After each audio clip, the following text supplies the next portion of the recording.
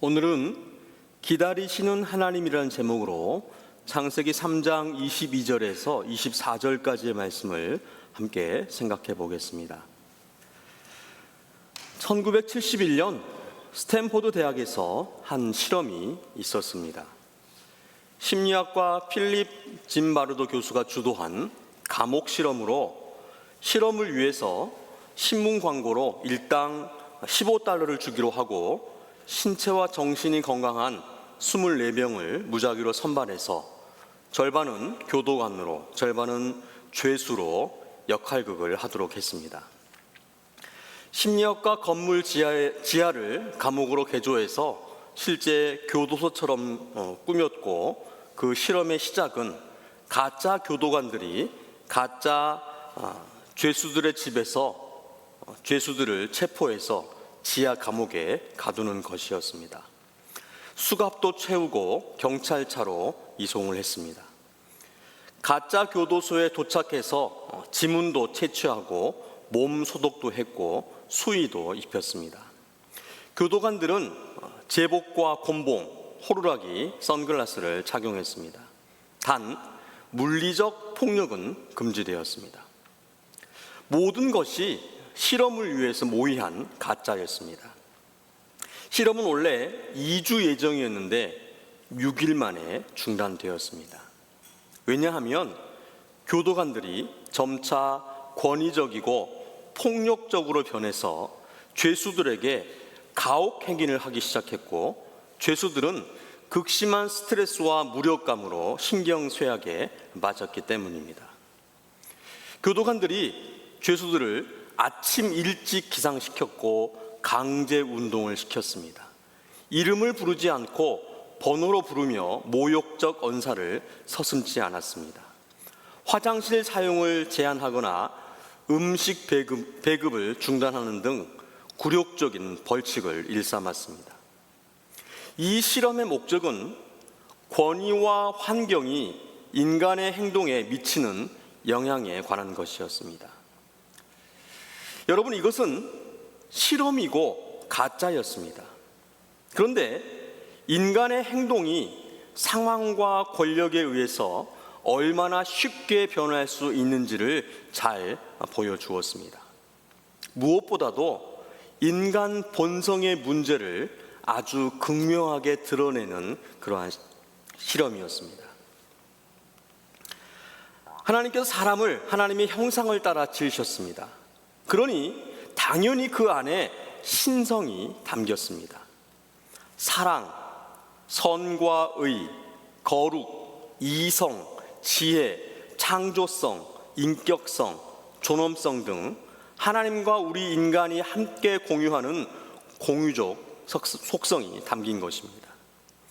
이 중에 자유라고 하는 중요한 속성이 있습니다.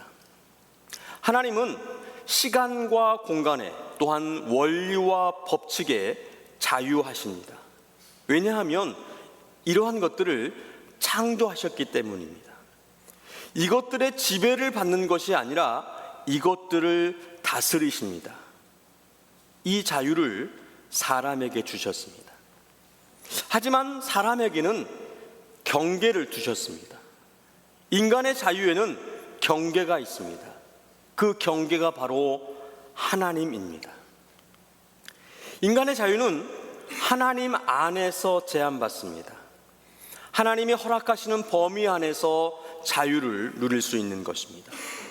그 경계선이 바로 선악을 알게 하는 나무입니다. 여호와 하나님이 이르시되, 보라, 이 사람이 선악을 아는 일에 우리 중 하나같이 되었으니, 하나님께서 금지하신 선악을 알게 하는 나무의 열매를 따먹은 사람은 선과 악을 알게 되었습니다. 우리 중 하나같이 되었다고 하십니다. 성부, 성자, 성령, 하나님과 같이 되었다고 하십니다.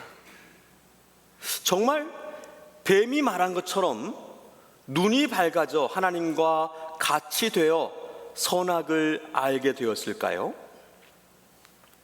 원래 사람은 선한 존재로 지음받았습니다.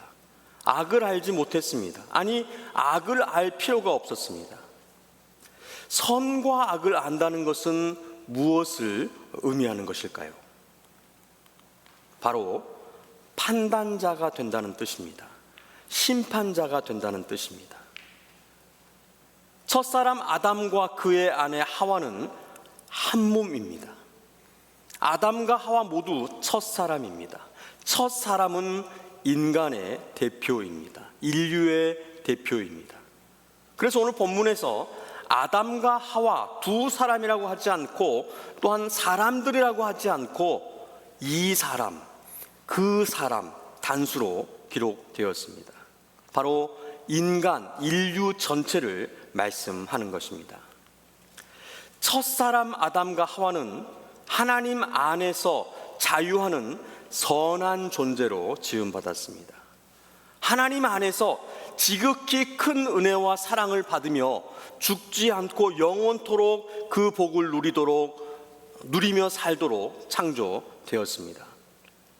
그런데 뱀의 꾀임에 넘어가서 하나님 밖의 자유를 택했습니다. 하나님 안에서의 자존감이 아니라 하나님 밖에서 하나님과 동등한 자존감을 세우려고 했던 것입니다.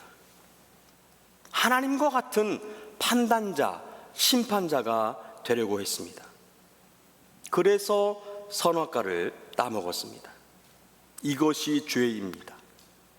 하나님 말씀에 순종하며 하나님 안에서 자유를 누리고 지극히 큰 은혜와 사랑, 영원한 생명의 복을 만족하며 살았으면 좋았을 텐데, 하나님이 주신 자유로 하나님 밖의 자유를 탐하여서 하나님과 같은 판단자와 심판자가 되고자 하나님 말씀에 불순종하고 하나님의 경계선 선악과를 따먹었던 것입니다.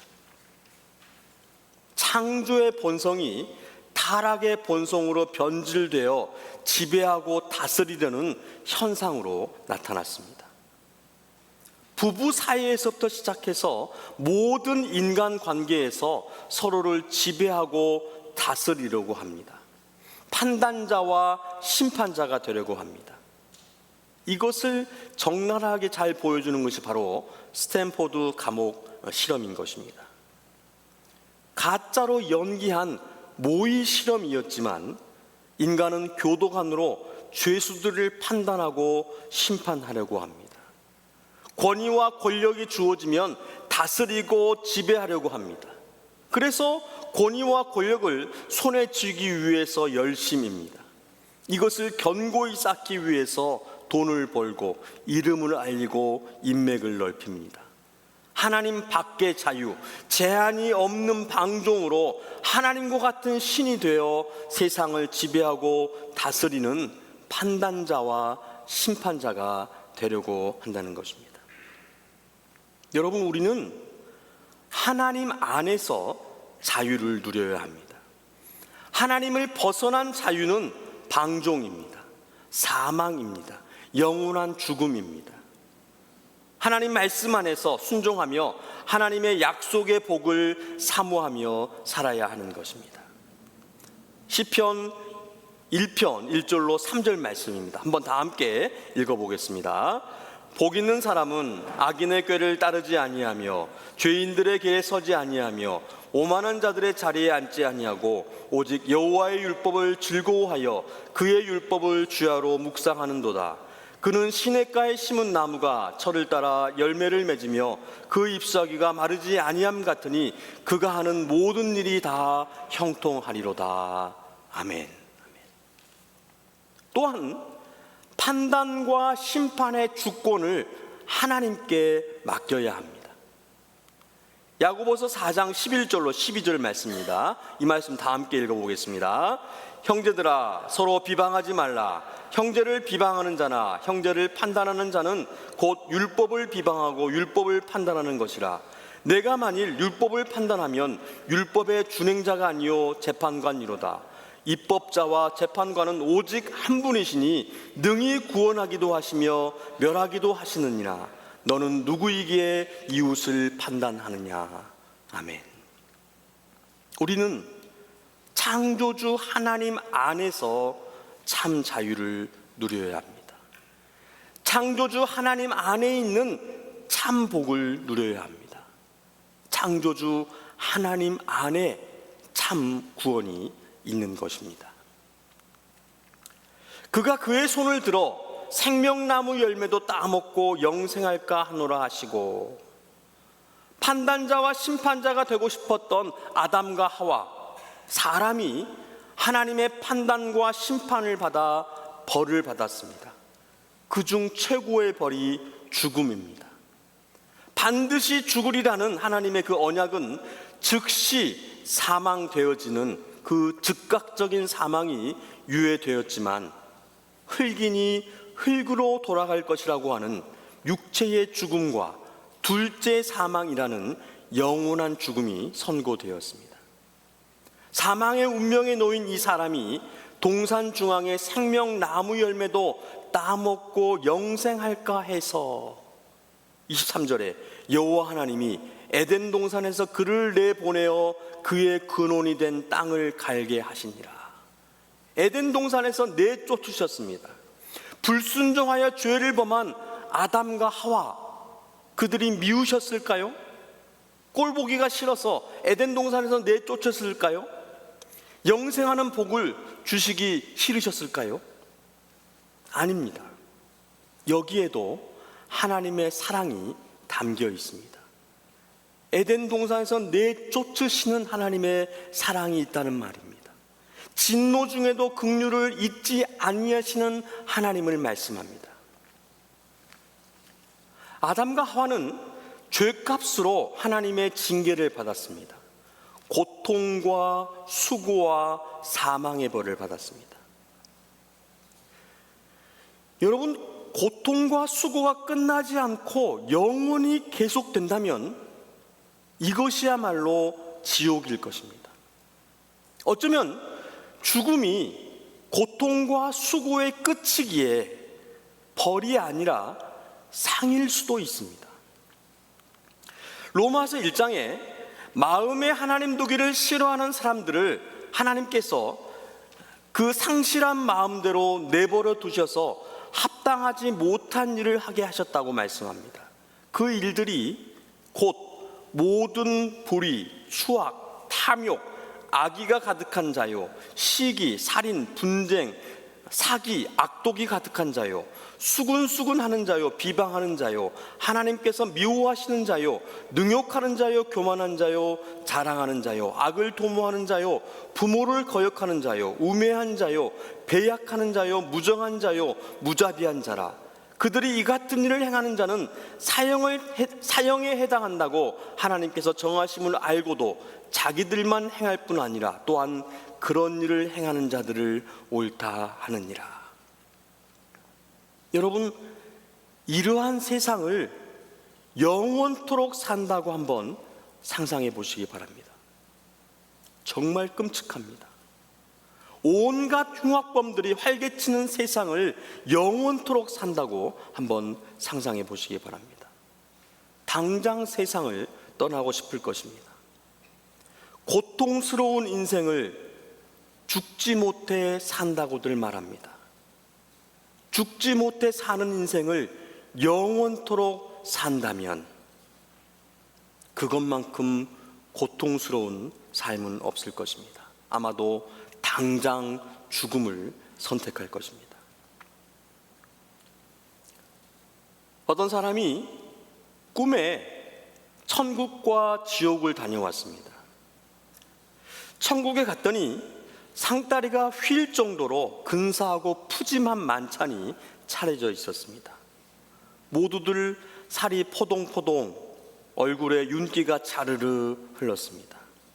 역시 천국이구나 했습니다. 그리고 지옥에 갔습니다. 그런데 지옥에도 천국에서 본 근사하고 푸짐한 만찬상이 차려져 있었습니다.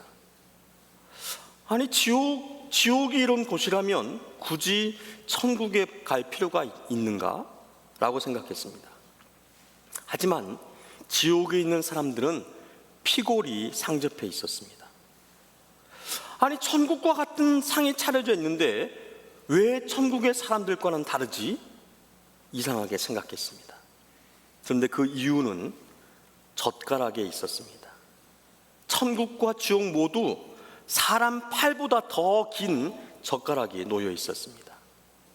천국은 서로 먹여주며 식사를 했기 때문에 모두 맛있고 푸짐한 음식을 실컷 먹을 수 있었습니다. 하지만 지옥에서는 자기만 먹으려고 긴 젓가락으로 음식을 집어 자기 입에 넣으려고 하니 먹을 수가 없었던 것입니다. 여러분, 이것이 단지 천국과 지옥의 이야기겠습니까? 바로 지금 우리가 살고 있는 이 세상의 이야기가 아닐까라고 생각해 봅니다. 이런 세상을 죽지 않고 영원토록 산다고 한번 상상해 보십시오. 환장할 노릇입니다. 하나님께서 이 사람이, 인간이 수고와 고통과 사망으로 가득한 죄악 세상을 영원토록 사는 그 인생을 살지 않도록 은혜를 베푸셨습니다. 그리고 그의 근원이 된 땅을 갈게 하셨습니다. 여러분 기억하십니까? 창세기 2장 15절에 여호와 하나님이 그 사람을 이끌어 에덴 동산에 두어 그것을 경작하며 지키게 하시고, 여기에서 경작하다는 이 단어 아바드, 이 아바드라는 단어는 농사 짓다라는 뜻과 함께 섬기다, 봉사하다, 예배하다는 뜻을 담고 있습니다. 바로 불순종하여 죄를 범하여 타락한 사람이지만 하나님께서 사람에게 주신 사명, 생육하고 번성하여 땅에 충만하고 정복하고 다스리라는 그 문화 명령을 유효하게 두신다는 그러한 뜻입니다. 하나님의 사명자로 계속해서 사용하시겠다는 것입니다. 그리고 창세기 4장에 연결되어지는 제사, 그 예배의 은혜와 특권을 계속해서 사람에게 베푸시겠다는 것입니다. 여러분, 하나님의 사랑이 보이십니까? 창세기는 사랑입니다. 하나님의 창조는 사랑입니다. 에덴 동산도 선악과도 하나님의 징계도 모두 사랑이라는 것입니다. 바로 하나님은 사랑이십니다. 이같이 하나님이 그 사람을 쫓아내시고 에덴 동산 동쪽에 그룹들과 두루 도는 불칼을 두어 생명나무의 길을 지키게 하시니라. 하나님께서 그 사람 아담과 하와를 에덴 동산에서 내쫓으셨습니다. 그런데 여러분, 여전히 아직까지도 그 사람 아담과 하와는 회개하지 않습니다. 하나님이 그들을 부르시며 찾으실 때에도, 벌을 내리실 때에도, 에덴 동산에서 쫓겨날 때에도 하나님께로 돌아가지 않았습니다. 이것이 바로 우리 인간의 완악함입니다. 고집스럽게 악합니다. 하나님 바짓가랑이를 붙잡고 살려달라고, 용서해달라고 울부짖을만도 한데 절대 하지 않습니다. 그리고 등을 돌리고 동쪽으로 가버립니다. 하나님께서 에덴 동산 동쪽에 그룹들, 천사들과 두루 도는 불칼을 두어 생명나무 길을 지키게 하셨습니다. 바로 아담과 하와가 동쪽으로 갔기 때문입니다. 창세기 4장에 보면 아담과 하와의 장남 가인이 동생 아벨을 죽이고 여호와 앞을 떠나서 에덴 동쪽 노 땅에 거주하게 되었습니다. 여러분, 왜 인간은 계속해서 동쪽으로 가는 것일까요? 이 표현은 하나님에게서 점점 더 멀리 멀어지는 인간을 묘사합니다. 끝까지 회개하지 않고 하나님께로 돌아가지 않는 인간의 완악함을 나타내는 말씀입니다. 제가 어렸을 때 한국에서 신고 전화번호를 외우고 다녔습니다. 불이 나면 119, 도둑 신고는 112, 간첩 신고는 113, 전화번호를 모르면 114였습니다. 방공 교육을 철저하게 받고 방공 포스터를 그렸습니다. 그때 최고의 구호가 무찌르자 공산당, 때려잡자 김일성이었습니다. 그리고 자주 보는 간첩 신고 문구는 자수하여 광명 찾자였습니다. 인간이 계속해서 동쪽으로 간 이유는 광명을 찾기 위해서였습니다. 하나님께 버림당하고 외면받았다고 생각한 인간은 하나님이 아닌 다른 구원자, 다른 신을 찾아서 하나님께 등을 돌리고 동쪽으로 광명을 찾아 향했습니다. 동쪽은 태양이 떠오르는 곳입니다. 죄가 어둠인 것을 알았는지 어두운 죄를 뒤로하고 광명을 찾아서 해가 떠오르는 동쪽으로 나아갔습니다. 하나님 없이도 살 수 있다고, 아니 하나님 보란 듯이 살겠다고 이를 악물고 태양이 떠오르는 광명을 찾아 전진합니다. 하지만 죄를 범하고 하나님이 만드신 피조물 무화과 나무 잎으로 치마를 해입고 하나님의 낯을 피하여 하나님이 만드신 피조물 동산 나무 사이에 숨고 광명을 찾아 열심히 간 곳이 바로 하나님이 창조하신 피조물 광명체 태양이었습니다. 모두 하나님의 피조물들에게 피했습니다. 이제 앞으로 전개되어지는 창세기가 증명하겠지만 또한 성경 66권이 설명하고 우리 인생이 증거하고 있지만 우리 인간의 힘과 능력으로는 할 수 없습니다. 광명을 찾을 수 없습니다. 광명을 찾으려면 자수해야 합니다. 하나님께 나아가 자복하고 회개해야 합니다. 하나님 외에는 우리를 용서하시고 구원하실 분이 없으십니다. 오직 우리를 창조하시고 우리를 사랑하시는 하나님만이 우리를 용서하시고 구원하실 수 있는 것입니다. 동쪽이 아니라 태양이 떠오르는 곳이 아니라 바로 하나님께로 돌아가야 한다는 말입니다. 그런데 여전히 우리는 하나님이 아닌 데에서 광명을 찾으려고 합니다. 하나님 말고 다른 것으로 우리의 죄의 문제를 덮으려고 합니다. 우리 인생의 문제를 해결하려고 하는 것입니다. 내가 능력이 있다고, 내가 할 수 있다고 입증하고 자랑하려고 합니다. 하지만 우리는 할 수 없습니다. 우리의 힘과 능력으로는 광명을 찾을 수 없습니다. 하나님께서 하셔야 합니다. 하나님만이 하실 수 있습니다. 그래서 하나님께서 동산 중앙에 생명나무를 두셨습니다. 우리를 살리시기 위해서 그 생명나무를 두셨던 것입니다. 우리의 불순종과 죄와 타락을 아시고 우리의 완악함을 아시고 미리 생명나무를 준비하셨습니다.